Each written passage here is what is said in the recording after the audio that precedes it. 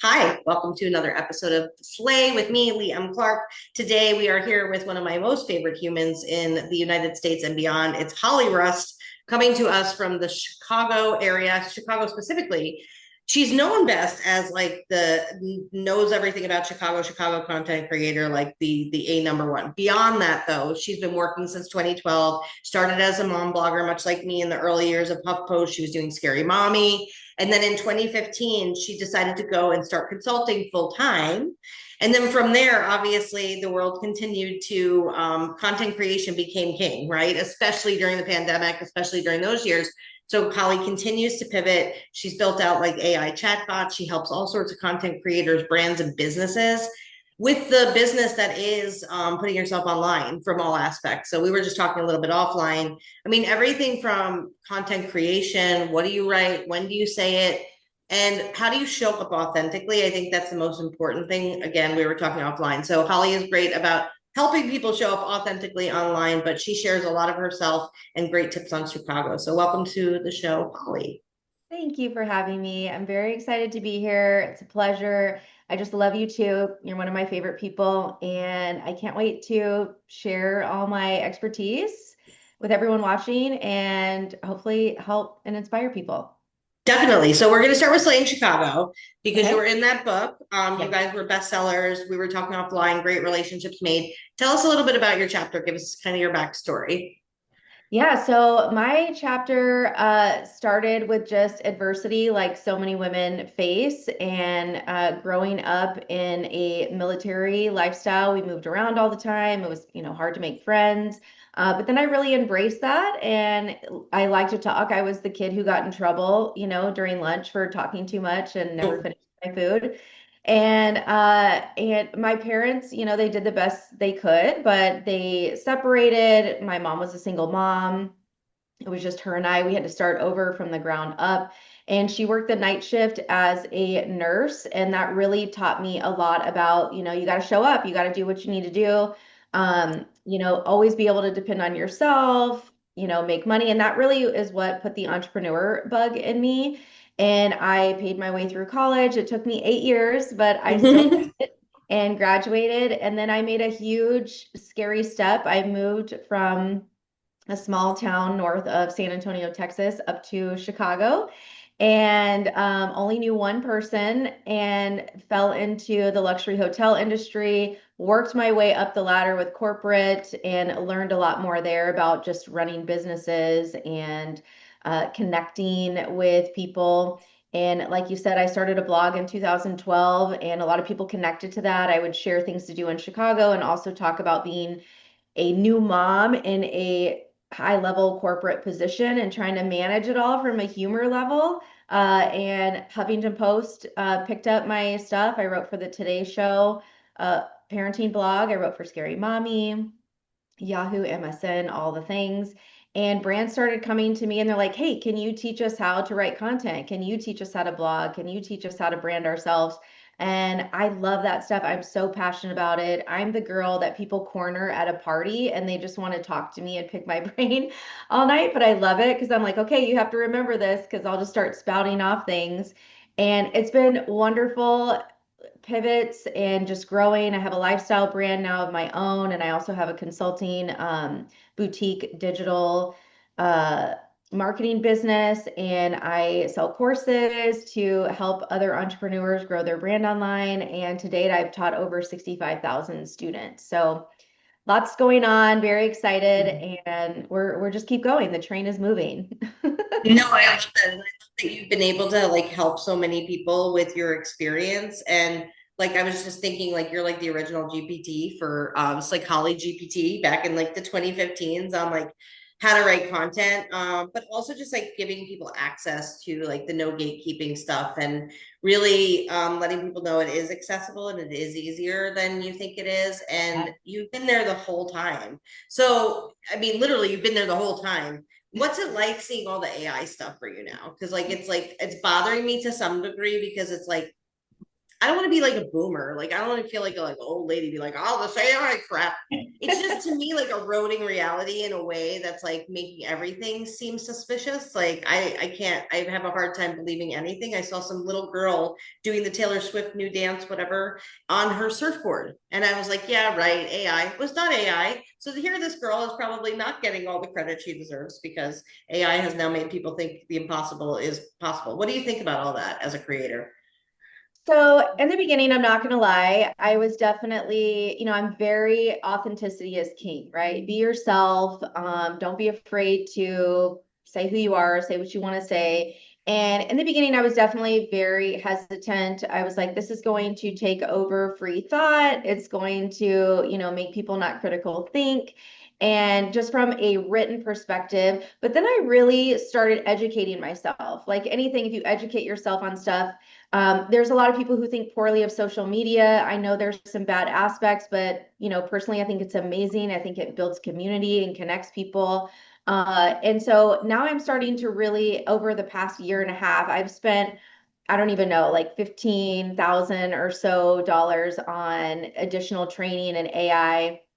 And now I think using it as a tool is like an extension of yourself versus replacing yourself. I think it's amazing. And I literally could not run the businesses that I run without it.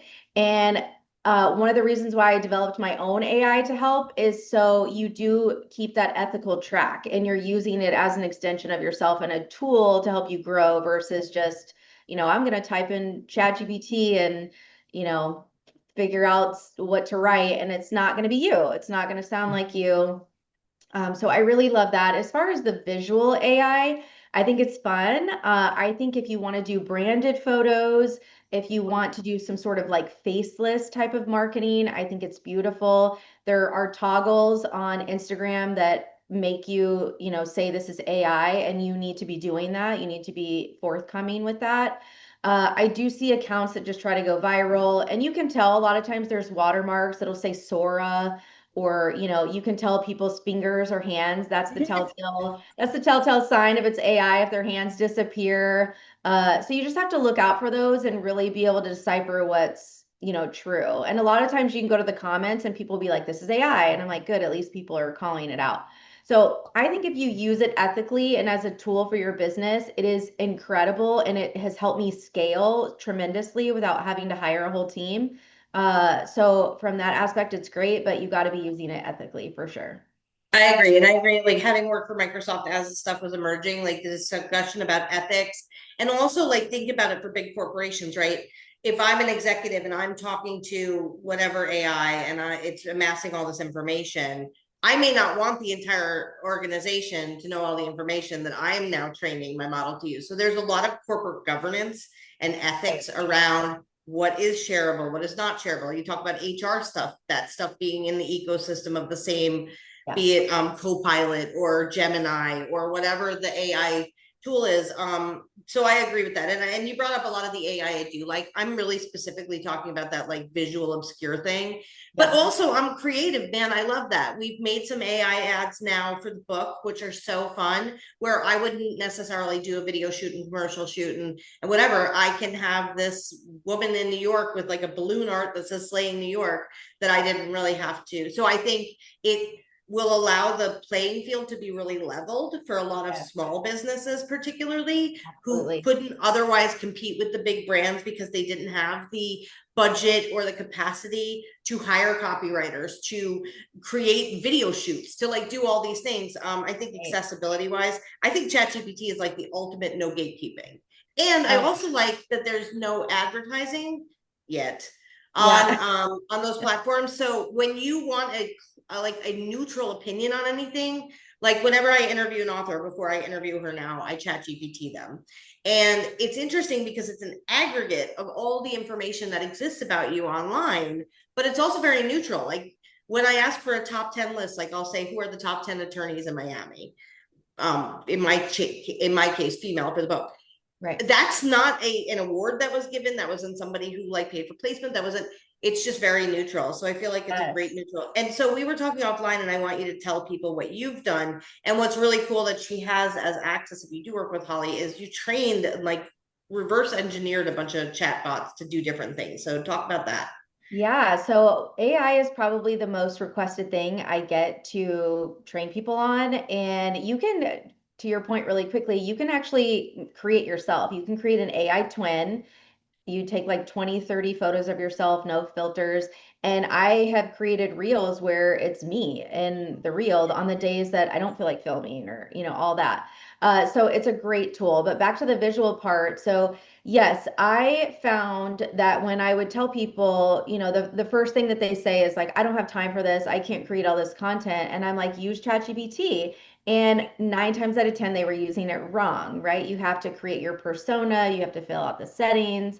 And what I was also seeing is that people use AI and they just create a new chat, a new thread every single time asking new questions, which also confuses the AI and doesn't allow it to really get to know you or what you need from it. So, using those same threads over and over. So what I did is I created 23 Holly bots. And they are very specific in nature and they're prompt engineered, which I spent 6 months engineering these bots.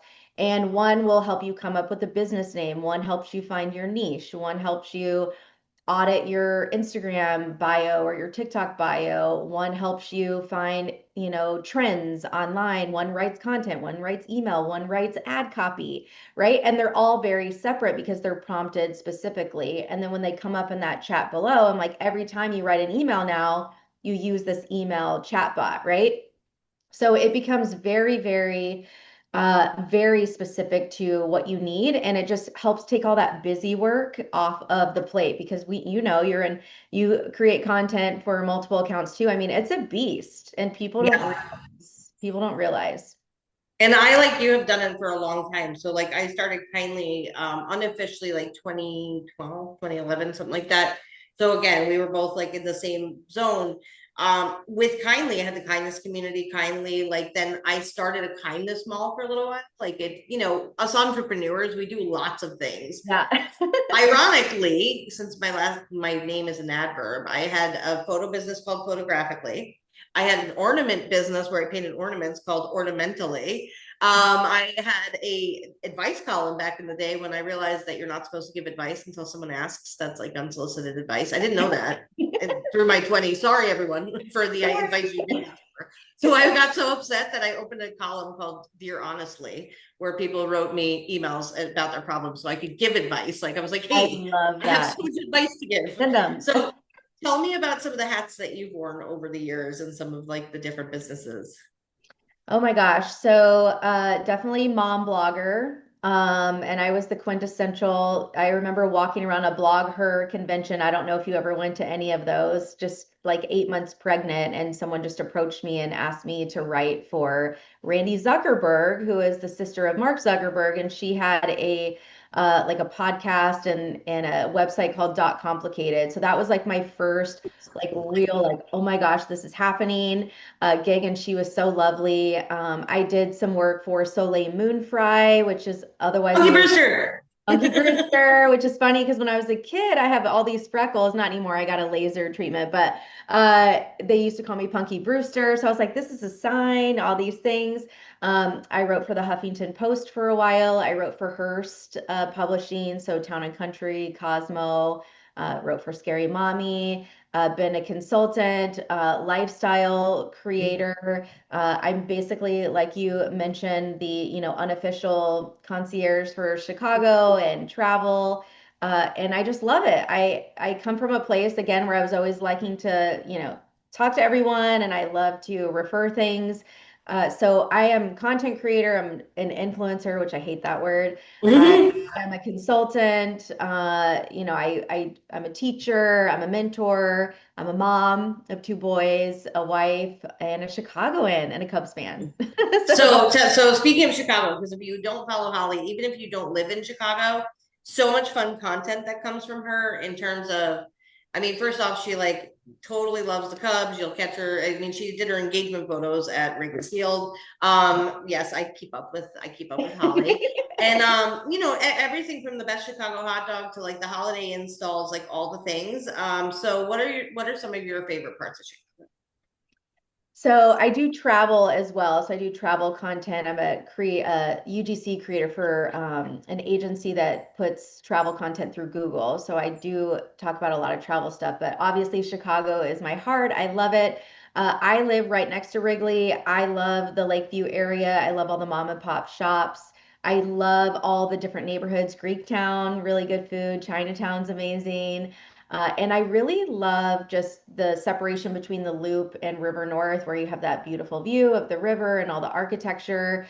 I am someone who feeds off of energy. I love this city. I am a city girl through and through. I will never leave. I always tell my husband I want my ashes poured out in Wrigley Field. But I mean, there's so many wonderful things to do in Chicago, so many great neighborhoods and small businesses, and I love supporting them. So that's why I love talking about Chicago all the time. Were you a Cubs fan prior to coming from Texas? Like when, yes. So I was. So I'm from right around San Antonio area, and we do not have a baseball team. I loved the Spurs, the basketball. I actually worked for the NBA. That was my first job in marketing internship and right out of college. So I'm a big sports girly, but I started loving the Cubs because of Harry Carey, and I had a Hmm. 13-inch black and white TV that had been hand me down from my much older siblings in my room, and we only got a few channels. And I would watch the Cubs and Harry Carey while I did my homework in the afternoon. So I always loved the Cubs. And then when I came to visit for the first time in like 2000, I went to Wrigley Field and I started crying. I was like, Aw, Wrigley Field is so magical. Even it if you're not a is. Cubs fan, it is like you are a part of history and it is just incredible. My son and I got to go inside the scoreboard and do a tour recently and wave outside to all the fans, and it was like a pinch me moment. Do the Cubs work with you? Do you get to like, or you just, yeah, I mean, Yeah, so I have done some partnerships with the Cubs, mostly on their summer camp for kids. But the marketing team knows me. I've been a season ticket holder since 2014 after 8 years on the wait list. Uh, mhm. and so they, they'll call me and be like, hey, we don't have someone to do this fan, whatever. Do you want to do it? And I'm like, it's always a yes. Of So course. I've gotten to deliver the game ball. My kids got to say the play ball announcement. Yeah, so we are very ingrained with the Cubs. Where are your seats? So our seats are right above home plate on the balcony, right by the Amazing. press box. So very cool. And you have to wait for how does what I mean, I've seen the movie Fever Pitch with Jimmy Fallon and Drew Alan, yeah, Barrymore. Yeah, yeah, where they're it's not about the he's a Bo Sox fan, isn't he? Was yeah, it Red Sox, Sox. right? Yeah. Yeah. Hmm. But what you have to wait for somebody to like give him up, die? I mean, what was it? I mean, I hate to say that, but Yes. yeah, is that what I happens? was I was very naive when I got married in 2007, and I was like, this would be a nice wedding gift. I was naive about the price and just Cubs in general. And so I went to their site and it was like sign up for the wait list for season tickets. And I put my name in a virtual waiting room and a pop-up came up and it was like estimated wait time 8 to 10 years. And I was like, "Ah, forget it. And then I had my son, he was a newborn. It was right after or right before Christmas. And he's like 2 weeks old, and they call me and they're like, you're up. And I'm like, oh my God, I just had a newborn. I don't have any money. What am I going to do? I can't pass this up. And I asked them, can we just go into the pot for next year? And they were like, no, now it's a 12 to 15 year wait. And so I ended up getting like 6 or 7 people to go in. And we've narrowed it down now. We have two other families that purchase some of our tickets because it's like 80 games. But yeah, so you have to wait.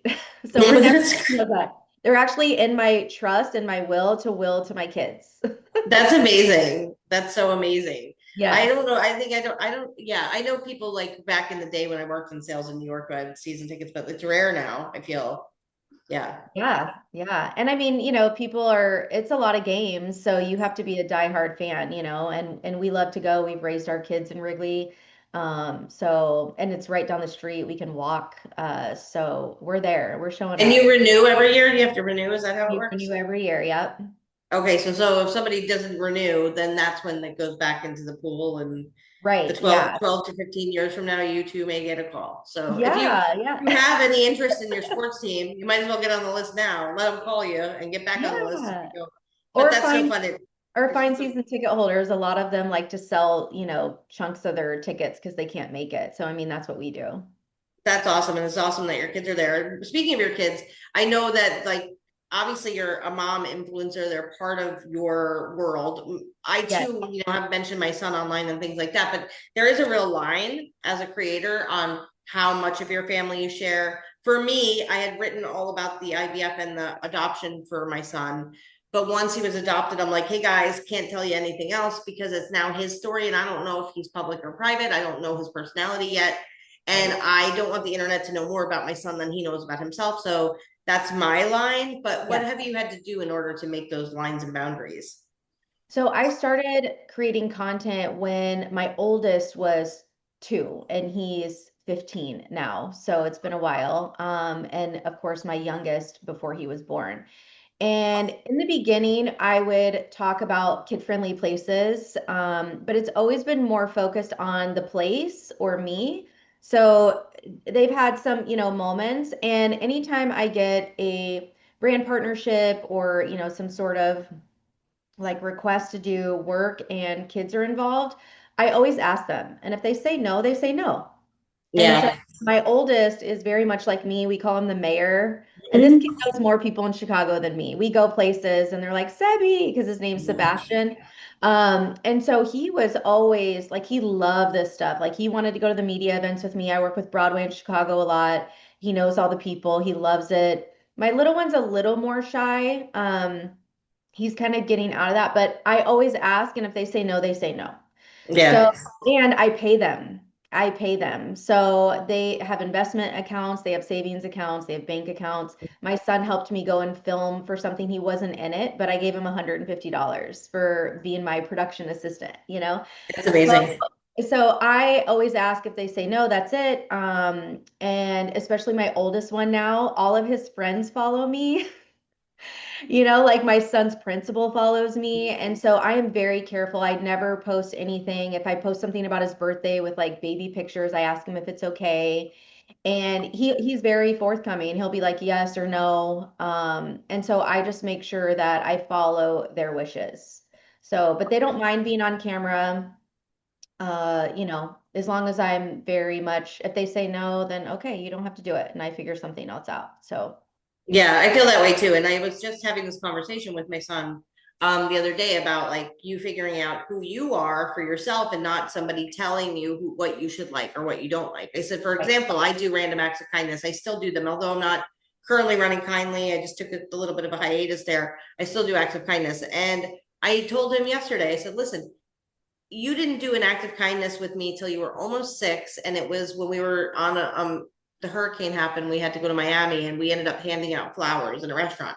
I said because you said you wanted to do it, and that's the Right. first time you had expressed any interest in it. Prior to that, you never really did any because I wanted to make sure that you actively asked me to participate in it, and that now he loves it. And he's like, we haven't done one in like a year. I'm like, we literally just did one last month with, we literally just did one last month, but he's like, he's so about it and he loves it. And like your son, I used to joke my son was the mayor of daycare because like he's just very outgoing to the point that I'm like, I have to a little more stranger danger. Like, don't, not Yeah, everybody, but exactly. I'm that way, and I've learned over time, that I have to be a little bit more insulated, especially with kids, and there's so much going on in the world. But I love that. I love kids figuring out who they are for themselves instead of somebody saying, you should be interested in this. I mean, now he wants to be an NBA player, but that's on his own accord, right? Not like, oh, I put him in basketball when he was 2. So are your kids doing a lot of hobbies and activities still? Oh my gosh, yeah. So both are in travel baseball. The oldest one, Oy. yeah, the oldest one, they've been playing since they were 5 years old. The oldest, they played soccer. So we kind of let them play a bunch of different things and then kind of find what they loved most. The oldest one played football last year and he was like, nah, I don't want to play anymore. I just want to focus on baseball. So he plays for his high school team and travel. And then my little one plays JFL, which is flag football. That just ended. Now he starts basketball season. And when that ends, he's in travel baseball. So they're very athletic. The little one is in the Future Entrepreneurs of America Club at school. And Fun. the oldest one is in Latinos for it's a cultural group at his high school. My husband's Cuban. His mom is from Cuba, 100%. And so they're really involved with those type of groups. So they're very involved kids. People are always like, I don't know how you do it. And I'm like, I don't know how we do it. I mean, you said travel baseball. So I was like, baseball, man, travel baseball, that's like a full commitment. Like usually people can't even like have any kind of like life outside of work and school. Luckily, work for you is 24/7. So Yeah, it has to factor in at some it's point. it's very But that's a lot. aggressive. That's a big commitment. That's a big commitment. Yeah, And you'll then see me with my laptop at the games a lot. From April to mid-July, I'm always telling my friends, I'm like, I can't. Sorry, I can't. whatever it is, I can. And how far Yeah. do you travel? So typically the furthest we travel is like Iowa, Kentucky, Indiana, Wisconsin, not too far. But when they're 12, they go to Cooperstown, which is Oh Indiana. yeah. And my little one he's turning 12, so this is his 12-year season. And so we're going back to Cooperstown, which is such a special place. And Mm-hmm. it's like the mecca for, youth baseball. We go to the Baseball Hall of Fame, and it's just really, really fun. So we had the committees built last night, all the moms. I'm on the cheer gear because I'm a gear queen. I'm like, I will get all the purple stuff because our colors are purple and gray. But we're very excited. So it's going to be a fun year. Yeah, Cooperstown's amazing. If anybody's not been there, it's like going to Field of Dreams, basically. Like Yes. if I Yes. could put Field of Dreams into like an experience, it would be Cooperstown. If you have 100%. not gone there, definitely recommend it. And you get to go to so many cool places. So I want to talk about beauty treatments for a second because Yes. I saw your thing about this laser that like gave you like a newborn face. It's nice. Yes. Look at this. Chris Jenner is jealous. Like I want you to know, Chris, wherever she is, Chris Jenner wants to know who did your face. But what are the things? What are some of your favorite beauty experiences that you've had? Oh my gosh. So I work with a lot of different med spas, a lot of, spas in general, facials, thing like that. I have always been a skincare girly. Like even in the 90s when everybody was lathering themselves in baby oil, I was always very protective of my face because I would get a ton of freckles and sun damage, which now people get that tattooed on their face, which is Which is so wild. it's so wild because I'm like, everyone called me Punky Brewster and made fun of me, but now everyone is getting tattooed freckles. I love my freckles. I just don't like when they get in clumps, right? Yeah. So one of my favorite latest treatments is called a BBL. It's a broadband light laser treatment. And essentially what it does is it picks up if you have age spots, hyperpigmentation. It doesn't really work on melasma. It can make it darker. That's more of like a dermatologist issue. But freckles, sun damage, hyperpigmentation, rosacea, acne scarring, and the laser goes in and it pulls the pigment from deep in your skin and pulls it to the surface, and then it like peppers, and then it just falls off. It just like dusts off your face. And so I had the worst like sun damage on my nose, which is like a complete sheet of brown. I had a freckle on the tip of my nose. I had these huge, there's a little bit of melasma here, which it has lightened significantly, but I've never had my skin this completely just clear. It's incredible. My neighbor is taking her teenage daughter to do it because she's suffering from acne and acne scarring. It doesn't hurt. I mean, beauty is pain sometimes. It's like a little snap, but highly recommend. It's expensive, but it's more affordable for these type of laser treatments. So they're in med spas, I'm sure everywhere. If you're in Chicago, go to Innovative Med Spa in River North. My girl Stephanie, she's been doing it for like 10 years. She's incredible. I had my chest done too. She's actually going to do my arms just to see the before and afters because they're like, Lindsay Lohan arms. So I'm very excited, but it is hands down, do it. I love that. And I've actually been getting laser since 1986. So again, I have a birthmark from here to here and down to here on my face, Okay. which you probably can't see. Most people can't see it, but Yeah, thank because I've had laser. And yeah. originally I did it with a guy named Dr. Roy Geronimus in New York City. My grandfather paid like an exorbitant amount of money to try and like fix this for me, which I didn't even know at the time was something that needed to be fixed. You know what Right, I mean? right. So but it was so painful then because it was the original laser. It was like way back when that I Yeah. said, I don't want to do this. And then I didn't until I was about 16, and I'm now 46. So 30 years ago, I started. So to see it now and how far it's come, that's the other thing I think is so great for like our generation. Now that there's AI and like all this plastic surgery, personality is everything. I So if you know. grew up awkward and funny, like it's for you now. It's all for you because if Yes, you we're want to be hot, here. it's possible. That's out there. Depends on your budget, but if you want to be hot, you definitely can be hot. Yes, And then yes. also like if you can't think of things or you can't organize your thoughts, there's a methodology for that. But being able to speak is a huge thing now. Like you cannot bot a speaking engagement. You cannot like all that Exactly. stuff, even content creation when you're live streaming in podcasts like this Oh, is 100% personality. So I can't fake anything that that. I don't like, even like as I'm aging, which is not going to happen, it's not happening. I've had like Botox since I was 30. Like I'm trying to like preserve what Yes. I got. I don't mind Well, I'm aging. all about that. I mean, if it's not your thing, good for you too. But I am all about feeling comfortable, feeling beautiful, feeling confident. I had significant because I'm very like, with my face expressions and hands, and I had extremely deep lines in my forehead. And I started getting it at 40 because I was more nervous about like autoimmune. I don't know what I was like, I have a thyroid disease. I don't know if that's going to affect it, like blah, blah, blah. And then I went to a media event and I won a Botox package. And I was like, well, I mean, I won it, so I have to do it. And now I love all that stuff. Skincare, amazing. Okay. And I use a great non-toxic skincare from like Europe. That's amazing. Skincare is not going to, you have to take care of your skin too. You can't just go do Botox and lasers. But Yeah. now with even laser hair removal, I've done my lower face, my underarms, my legs, and it has a cold blast of air, so you don't even feel the laser. I mean, it's incredible how far all of this has come. So, and they can do like threading. It's just every day I'm So like, insane. yes, I want it all. Give it all to me. Where we're all safe. And that's like the coolest thing literally about your job is that you get to go and do these different things. And people are just so happy to have Holly in the house because she's going to share genuinely. And she's really Yes. tied to authenticity on what you recommend. I know that. So Yeah. if you want like a cool job like Holly is like the easiest way is to work with Holly.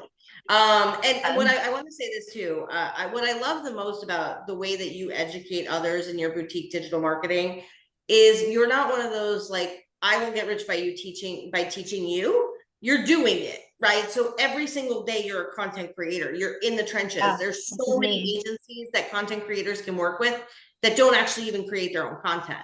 And Right. so they get outdated really quick. Like you said, you spent 15,000 like re-upping your skills and sharpening the saw. But unless you're out there like navigating the changes, we were talking offline about she had a conversation with Meta about things that are coming for Instagram, which are exciting. And like we're Yeah. talking about TikTok live versus Instagram live.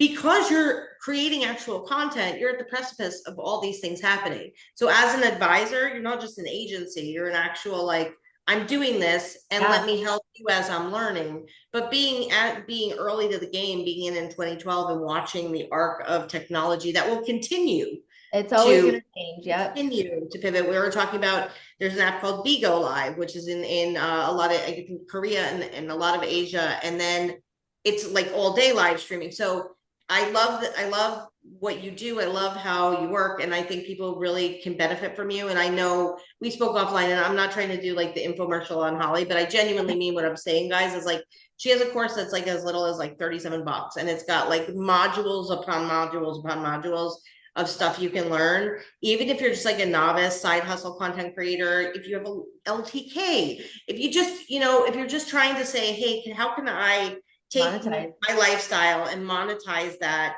and show up authentically, but if I'm hype on something, like actually make a commission, work with Holly because it's one of those things that will pay off. And there are now so many effective revenue streams, even if you're nine Oh to my five, gosh. if you've been corporate your whole life, you can still be making money by sharing the things that you love in your day to day. Stupid And money, so, like stupid yeah. money. I tell people, I'm like, there is stupid amounts of money to be made. We were talking offline too. I just started my new puppy an Instagram page. Mhm. She's already getting brand partnerships. Okay. Like it is. insane what you can do. And like you said, people come to me and they ask me questions like, oh, well, can I do that? And I will say, I don't feel comfortable. Here's my opinion, but I don't feel comfortable training you on that because that's not my expertise, you know? So I like to train on UGC, brand partnerships, faceless marketing. If you want to create digital products and sell your knowledge, I have a friend who sells $3 recipe cards and she makes over $20,000 a month, right? So it's like people don't understand. Everyone wants to know what you know, no matter what. Right. If you have a great garden, people are like, how do you do that garden? You know?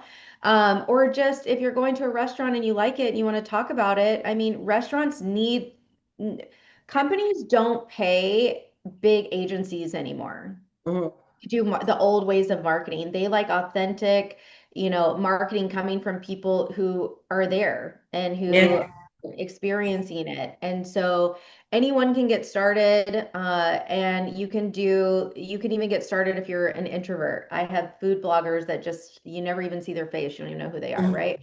So it's just so much opportunity, and a lot of people don't know where to start, and but they want to, or they think it's cool, even if it's a hobby, and that's why I'm here.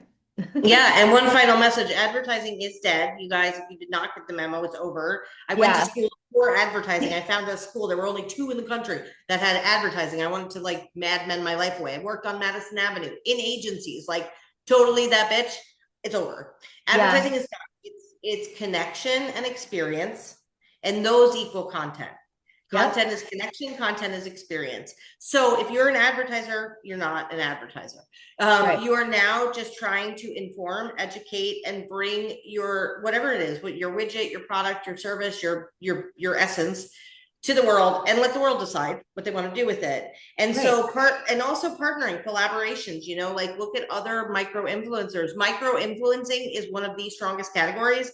You do Yes. not need a million followers. That's You not even don't. what brands want, because a lot of times when you're 500,000 plus, the assumption is you're being paid for everything you're saying. Whereas when you have 10,000, 20,000, 30,000, you can really like be a much more trusted advisor because they know you're operating at a like mom and pop shop level.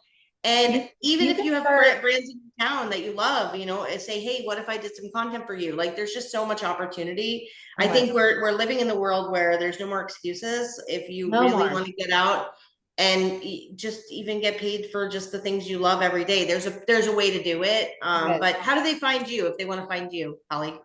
First, I'm going to say if you have 500 followers or even 1,000, you can start making money online. I started making $35 per reel, and now I make anywhere from $1,500 to $3,500 for one reel. And I have 45-ish thousand followers. Okay. And that's over a decade, right? So no excuses. Yeah, if you want to work with me, if you want to follow my fun travel content, you're just here to, take a glimpse into my life as a 40 something content creator. My Instagram is Holly Days underscore Chicago. And then my coaching page is Holly Rust Official. My name's Holly Rust. And you can find my courses. I actually have a free community that you can join where I give daily viral content ideas, Instagram tips, and monetization tips. So you can join that free community. The link is right there on my page, Holly Rust Official.